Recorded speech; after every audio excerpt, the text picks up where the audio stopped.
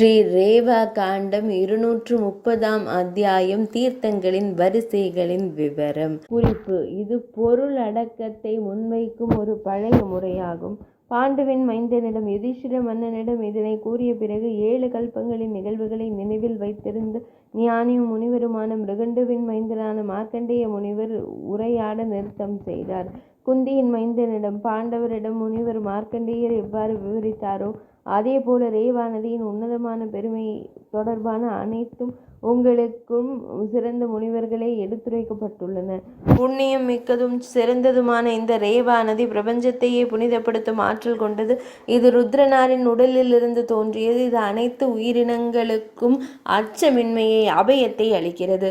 விவரிக்குமாறு வேண்டிக் கொண்ட தர்மபுத்திரரிடம், தர்மனிடம், மகனிடம், பிருகு முனிவரின் குலத்தை சேர்ந்தவர் ஓங்கார முதல் ஜலதி கடல் வரையிலான பல்வேறு சங்கமங்களையும் தீர்த்தங்களையும் விவரித்தார். முனிவர்களே, நான் அதனை சுருக்கமாக தங்களுக்கு கூறுகிறேன். 60,67,000 தீர்த்தங்கள் அனைத்தையும் யாரால் முழுமையாக விவரிக்க இயலும்? நூற்றுக்கணக்கான ஆண்டுகள் ஆனாலும் அது சாத்தியமில்லை. ஆயினும் சிறந்த முனிவர்களே, குந்தியின் மைந்தனிடம் விவரிக்கப்பட்ட அதே முறையில் ஓங்காரம் எனும் புனித தலத்திலிருந்து தொடங்கும் மங்களகரமான தீர்த்தங்களின் வரிசையை நான் பட்டியலிடுகிறேன். சுருக்கமாக வேண்டும். அவை பட்டியலிடப்படும் போது சிறந்த முனிவர்களே, தயவு செய்து அதனை செவிவிடுங்கள். உமையுடன் கூடிய மகேசனையும், பிரம்மதேவர் மற்றும் அச்சுதன், பகவான் ஸ்ரீ மகாவிஷ்ணு, சரஸ்வதி, கணேசன் ஆகியோரையும், வேத வியாசரின் தாமரை போன்ற பாதங்களையும், தொன்மை கால ஆசிரியர்கள் மூலம் காணக்கூடிய மற்றும் காண முடியாத விஷயங்களை அறிந்தவர்கள் அனைவரையும் வணங்கிய பின்னர் தெய்வீக நதியான நர்மதையை வணங்கிய இந்த புனித தலங்களின் வரிசையை நான் பட்டியலிடுகிறேன். அனைத்து வடிவங்களையும் கொண்டவரும் அனைத்தினுள்ளும் உறையும் ஆன்மாவாக திகழ்பவருமான ஓம்காரேஸ்வரருக்கு வணக்கம். அந்த ஓம்காரேஸ்வரரை தொடக்கமாக கொண்ட அந்தணர்களே, ரேவா நதிக்கரை தீர்த்தங்களில் புனித நீராடும் இடங்களின் வரிசையை நான் விவரிக்கிறேன். மார்க்கண்டேய முனிவரால் விவரிக்கப்பட்ட இந்த சிறப்பான மற்றும் மங்களகரமான ரேவா தீர்த்த வரிசையில் பின்வருவன ஒவ்வொன்றாக கூறப்படுகின்றன. புராண சம்ஹிதைகள் குறித்த அத்தியாயங்கள், மார்க்கண்டேய முனிவரின் ஆசிரமத்தின் விளக்கம், பின்னர் பிரஷ்னாதிகாரம், நர்மதை நதியின் புகழ், பாய்ந்தோடும் 15 நீரோட்டங்களின் பெருமை, பெயர்களுக்கான விளக்கங்கள், கல்பங்களின் கால சுழற்சிகளின் தோற்றங்கள், 21 கல்பங்களின் பெயர்களின் பட்டியல், மார்க்கண்டேய முனிவர் அனுபவித்த 7 கல்பங்களின் சிறப்பம்சங்கள், ரேவா நதியின் பெருமை மற்றும் சிவபெருமான், பகவான் ஸ்ரீ மகாவிஷ்ணு ஆகியோரின் பெருமை, சம்ஹாரம் அளித்தல் குறித்த நன்மைகள் மற்றும் ஓங்காரத்தின் தோற்றம், ஓங்காரத்தின் பெருமை, அமரக கண்டத்தின் புகழ், அமரேஸ்வர தீர்த்தம், சிறந்த தாருகாவனம், தாருகேஸ்வர தீர்த்தம் மற்றும் சாருகேஸ்வர தீர்த்தம். சாருகா சங்கமம் கூடும் இடம் வியாதிபாதேஸ்வரர், பாதாளேஸ்வர தீர்த்தம் மற்றும் கோடி யக்ஞம் என்று அழைக்கப்படும் தீர்த்தம், வருணேஸ்வர தீர்த்தம் மற்றும் 108 லிங்கங்கள், சித்தேஸ்வரர், யமேசர் மற்றும் அதனைத் தொடர்ந்து பிரம்மேஸ்வரர், சாரஸ்வதம், அஷ்டருத்ரம், சாவித்ரம், சோமம் என்று அழைக்கப்படுவது சிறந்த தீர்த்தமான சிவகாதம் மற்றும் ருத்ராவர்த்தம். சிறந்த அந்தணர்களே, சிறந்த பிரம்மாவர்த்த தீர்த்தம், பின்னர் சூர்யாவர்த்தம், பிப்பலாவர்த்த தீர்த்தம் மற்றும் பிப்பலி நதியின் சங்கமம், அமரகண்டத்தின் பெருமை, கபிலாவின் சங்கமம், ரேவாவுடன் விசால்யாவின் தோற்றம், பிருகுதுங்க மலையின் மகிமை, விசால்யாவின் சிறப்புமிக்க சங்கமம், கரமர்தாவின் சங்கமம், கரமர்தேஸ்வர தீர்த்தம், சிறந்த சக்கர தீர்த்தம், நீலகங்காவில் சங்கமம், திரிபுரங்களின் அழிவு, தீர்த்தங்கள் மற்றும் தானத்தின் மகிமை, மதுக்க திருத்தியா விரதம், அப்சரேஸ்வர தீர்த்தம், உடலை வீசுவது தொடர்பான உத்தரவு, ஜுவாலாவின் சங்கமமான தீர்த்தம், ஜுவாலேஸ்வர தீர்த்தம், சக்கர தீர்த்தம், குசவர்த்த ஹச தீர்த்த, அம்பரேஸ்வரின் தீர்த்தம் மற்றும் மகாகாலேஸ்வரர், மாத்ருகேஸ்வர தீர்த்தம், பிருகுதுங்க குறித்த விளக்கம், அங்குள்ள பைரவரின் மகத்துவம், கபாலீஸ்வரரின் மகிமை, காவேரியின் சங்கமமான கண்டபாணியின் மகத்துவம், குபேரேஸ்வர தீர்த்தமும் மாராகியின் சங்கமும், கண்டவேகாவின் சங்கமம், காண்டீஸ்வர தீர்த்தம், ஏராண்டியின் சிறப்புமிக்க சங்கமம், சிறந்த ஏராண்டீஸ்வர தீர்த்தம், பித்ரு தீர்த்தம், அங்கேயே இசிஃப் எனும் ஓங்காரத்தின் தோற்றம், அங்கே ஓங்கார 5 லிங்கங்களின் மகத்துவம், முன்னணி ஞானிகளே கோட்டி தீர்த்தத்தின் மகத்துவம் மற்றும் காகஹ்ரதா தீர்த்தம், ஜம்புகேஸ்வர தீர்த்தம், அதன் பின் சரஸ்வத தீர்த்தமும், கபில மற்றும் கபிலேஸ்வர தீர்த்தத்தின் சங்கமம், தைத்திய சூதன தீர்த்தம் மற்றும் சக்கர தீர்த்தம், வாமன தீர்த்தம், கபிலரின் கிழக்கு சங்கமத்தில் 100,000 தீர்த்தங்கள் இருப்பது அவர்களுக்கு தெரியும். பின்னர் முனிவரால் விவரிக்கப்பட்ட சொர்க்கம் மற்றும் நரகத்தின் தன்மைகள், மனித உடலின் அமைப்பு மற்றும் உட்புற கட்டமைப்பு, கோதானம் பசுவை தானம் செய்தல் குறித்த விளக்கம், அசோகவனிகா தீர்த்தம் மற்றும் மதங்க முனிவரின் ஆசிரமம் குறித்த விவரம், அசோகேஸ்வர தீர்த்தம் சிறப்பான மதங்கேஸ்வரர் புண்ணியம் மிக்க மான்கள் நிறைந்த வனம், அங்குள்ள மனோரத தீர்த்தம், அங்காரகர்த்தாவின் சங்கமம், சிறப்பான அங்காரேஸ்வரர் மேகவன தீர்த்தம், தேவியின் திருநாமங்களின் பட்டியல், குப்ஜாவின் சங்கமம், குப்ஜேஸ்வர தீர்த்தம், பில்வமாக தீர்த்தம், அதைத் தொடர்ந்து பூர்ணத்வீப தீர்த்தம், புகழ்மிக்க ஹிரண்யகர்பனின் சங்கமம், த்விபேஸ்வரர் எனும் தீர்த்தம், புண்ணியம் மிக்க ஞானேஸ்வரர், மாண்டவ்யாசிரம தீர்த்தம், பிசோகாவின் தீர்த்தம், பாகேஸ்வரர் என்ற தீர்த்தம், பாகுவின் சிறப்புமிக்க சங்கமம், அங்கே சகஸ்ராவர்த்தக தீர்த்தம், சௌகந்திகா சரஸ்வதியின் சங்கமம், சிறந்த ஈசான தீர்த்தம், தேவதாத்ரய தீர்த்தம், அதன் பின் சூலகாதா, பிரம்மோதா, சங்கரா, சௌமியா, அதன் பின் சரஸ்வதா, சஹஸ்ர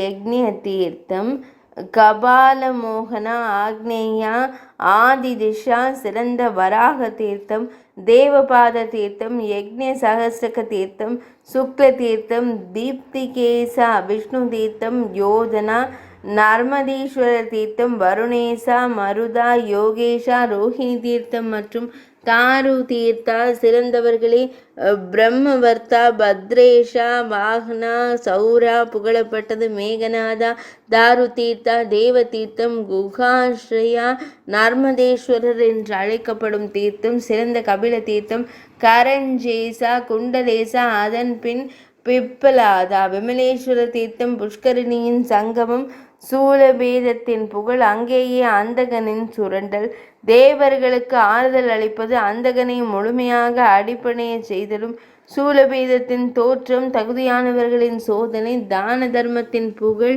மற்றும் பக்தி, ஷிங்கத்தின் மகிமை, திர்கதாபாசால் சொர்க்கத்தை அடைதல், பானுமதியின் சாய்வு, ஷபரா சொர்க்கத்திற்கு புறப்படுதல், சூலபேதத்தின் மகத்துவம், கபிலேஸ்வர தீர்த்தம், அதன் பின் மோக்ஷ தீர்த்தம், மோக்ஷாநதி நதியின் சங்கமம், விமலேஸ்வர தீர்த்தம், உலுகா தீர்த்தம், புஷ்கரணியின் சங்கமம், ஆதித்யேஸ்வர தீர்த்தம், சங்கமேஸ்வர தீர்த்தம், பீமகுல்யாவின் சங்கமம், மங்களகரமான பீமேஸ்வர தீர்த்தம், மார்க்கண்டேஸ்வர தீர்த்தம், பிப்பலேஸ்வர கரோதீஸ்வர தீர்த்தம், மங்களகரமான இந்திரேஸ்வர தீர்த்தம், அகஸ்தேஷா, குமரேசா, சிறந்த வியாசேஸ்வரர், வைத்தியநாத, கேதாரா, ஆனந்தீஸ்வரர் என்ற தீர்த்தம், மாத்ரி தீர்த்தா, முண்டேசா, ஹௌரா, காமேஸ்வரா, அனுதாகியின் சங்கமம், 2 தீர்த்தங்கள், பீம தீர்த்தம் மற்றும் அர்ஜுன தீர்த்தம், தர்மேஸ்வரர் என்ற தீர்த்தம், அதன் பின்னர் லுங்கேஸ்வரர், பின்னர் தனதா தீர்த்தம், ஜடேசா, மங்களேஸ்வரர், கபிலேஸ்வர தீர்த்தம், சிறந்த கோப்பரேஸ்வரர்,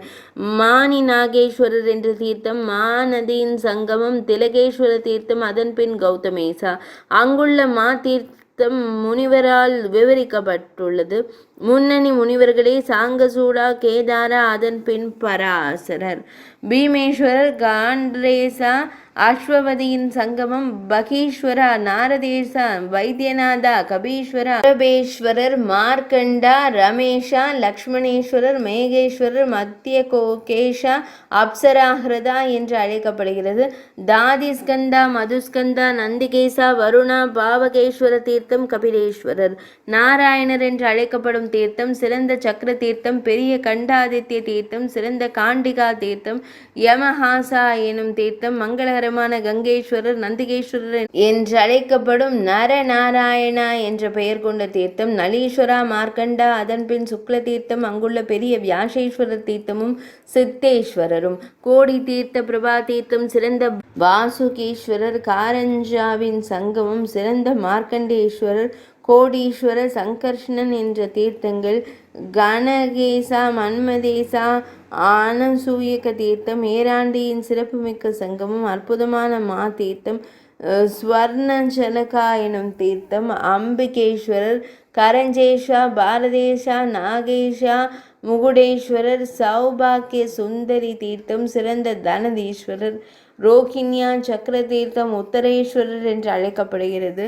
போகேஸ்வரா, கேதாரா, அதன் பின் நிஷ்கலங்க மார்க்கண்டா, தௌதபாபா, ஆங்கிரேஸ்வர தீர்த்தம், கோணாவியின் சங்கமத்தில் அங்குள்ள சிறப்புமிக்க கோடி தீர்த்தம், பெரிய அயோனிஜ தீர்த்தம் சிறந்த அங்கரேஸ்வரர், ஸ்கந்தா, நர்மதா, பிரம்மா, வால்மீகேஸ்வரர் என்று அழைக்கப்படுகிறது.